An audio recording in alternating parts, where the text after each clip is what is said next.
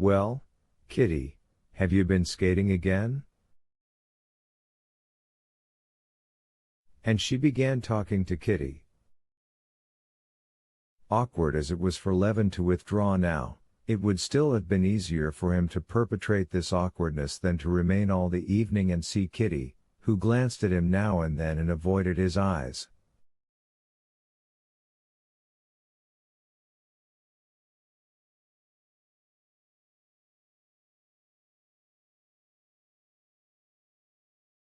He was on the point of getting up, when the princess, noticing that he was silent, addressed him.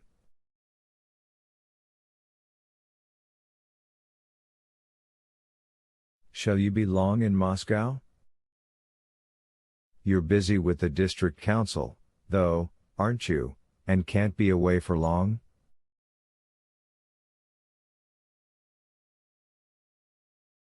No, princess, I'm no longer a member of the council, he said. I have come up for a few days.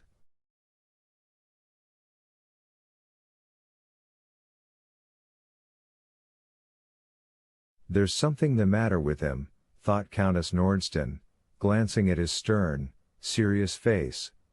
He isn't in his old argumentative mood.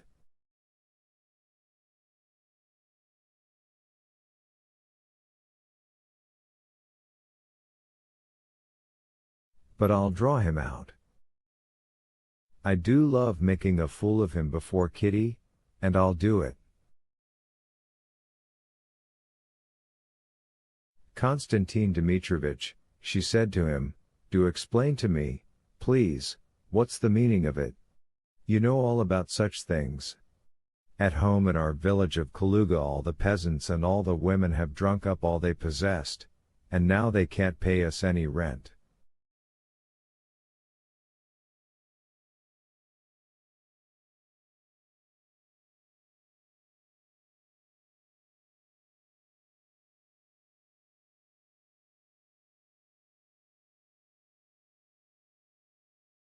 What's the meaning of that? You always praise the peasants so. At that instant another lady came into the room, and Levin got up. Excuse me, Countess, but I really know nothing about it, and can't tell you anything, he said, and looked round at the officer who came in behind the lady.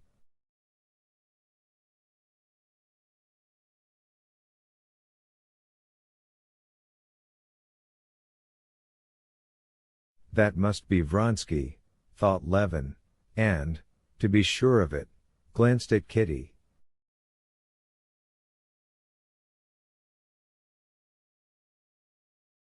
She had already had time to look at Vronsky, and looked round at Levin.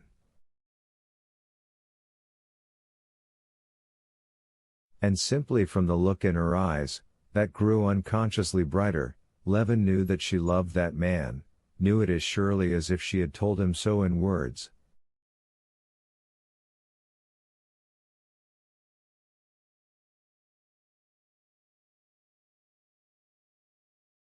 But what sort of a man was he?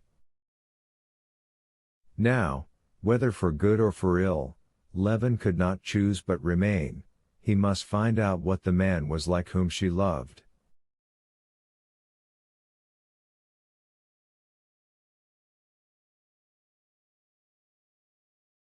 There are people who, on meeting a successful rival, no matter in what, are at once disposed to turn their backs on everything good in him, and to see only what is bad. There are people, on the other hand, who desire above all to find in that lucky rival the qualities by which he has outstripped them, and seek with a throbbing ache at heart only what is good.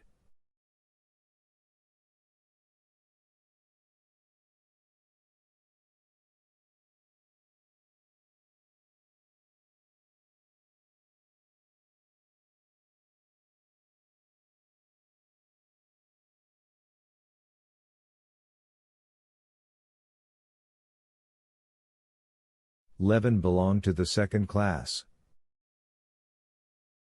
But he had no difficulty in finding what was good and attractive in Vronsky. It was apparent at the first glance. Vronsky was a squarely built, dark man, not very tall, with a good-humored, handsome, and exceedingly calm and resolute face.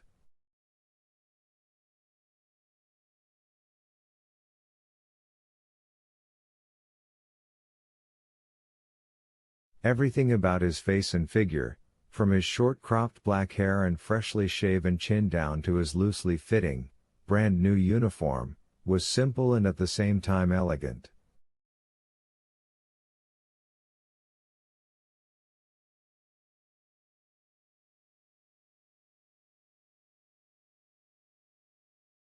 Making way for the lady who had come in, Vronsky went up to the princess and then to Kitty.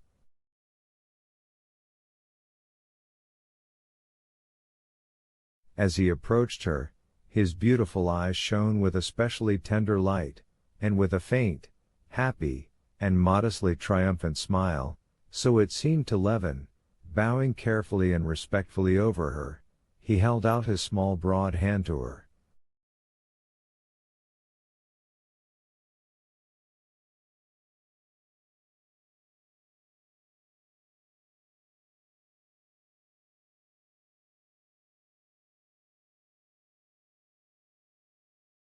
Greeting and saying a few words to everyone, he sat down without once glancing at Levin, who had never taken his eyes off him.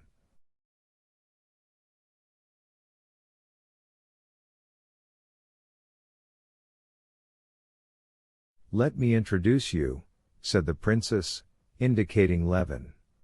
"Konstantin Dmitrovich Levin, Count Alexei Kirillovich Vronsky."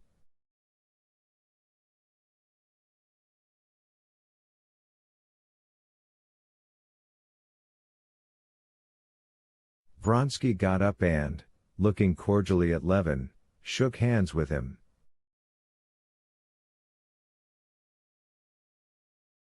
"I believe I was to have dined with you this winter," he said, smiling his simple and open smile, "but you had unexpectedly left for the country."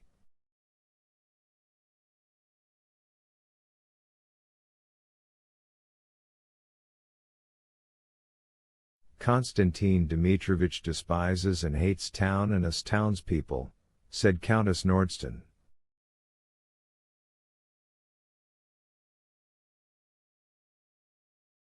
"My words must make a deep impression on you, since you remember them so well," said Levin, and, suddenly conscious that he had said just the same thing before, he reddened.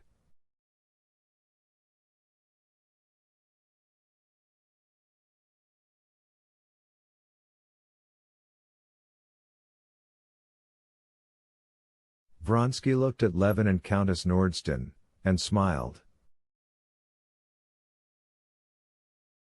"Are you always in the country?" he inquired. "I should think it must be dull in the winter."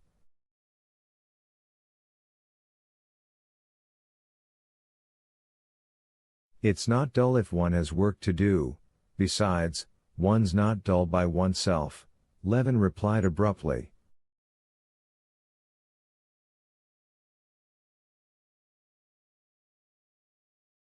"I am fond of the country," said Vronsky, noticing, and affecting not to notice, Levin's tone.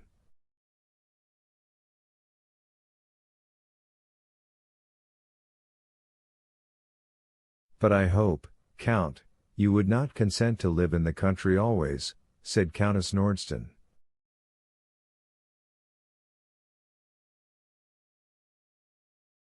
"I don't know, I have never tried for long.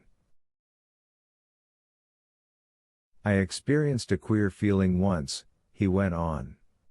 "I never longed so for the country, Russian country, with bast shoes and peasants, as when I was spending a winter with my mother in Nice."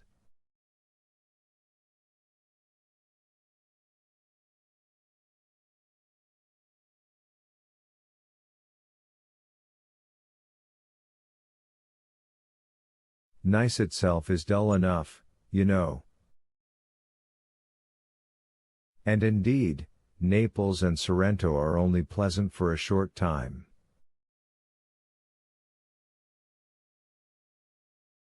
and it's just there that Russia comes back to me most vividly, and especially the country.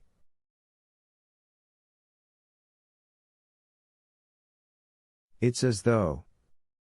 He talked on, addressing both Kitty and Levin, turning his serene, friendly eyes from one to the other, and saying obviously just what came into his head.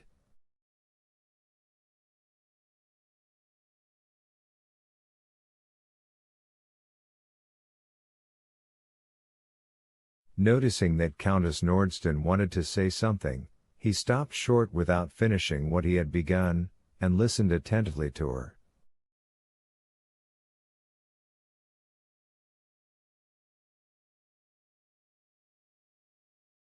The conversation did not flag for an instant, so that the princess, who always kept in reserve, in case a subject should be lacking, two heavy guns, the relative advantages of classical and of modern education, and universal military service, had not to move out either of them, while Countess Nordsten had not a chance of chaffing Levin.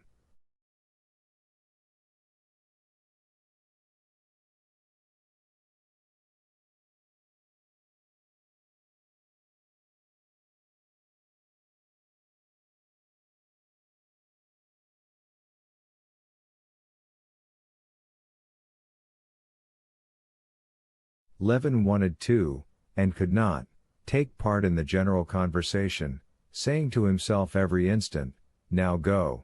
He still did not go, as though waiting for something.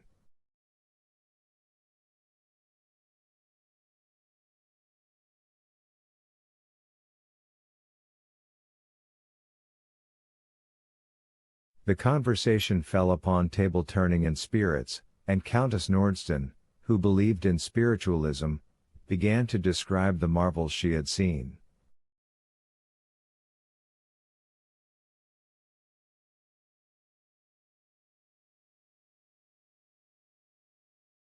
"Ah, Countess, you really must take me, for pity's sake do take me to see them.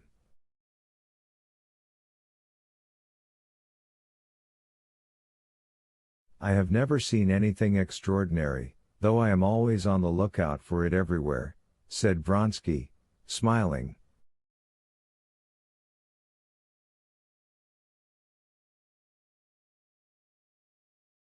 "Very well, next Saturday," answered Countess Nordsten. "But you, Konstantin Dmitrovich, do you believe in it?" she asked Levin.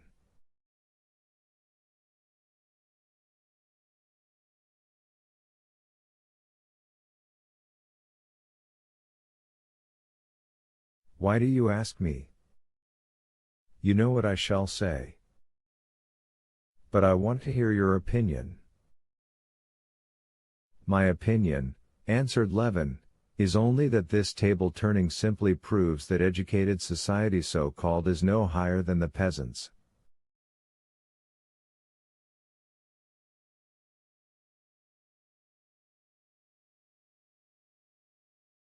They believe in the evil eye, and in witchcraft and omens, while we—"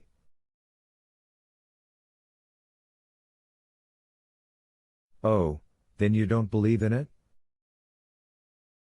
"I can't believe in it, Countess.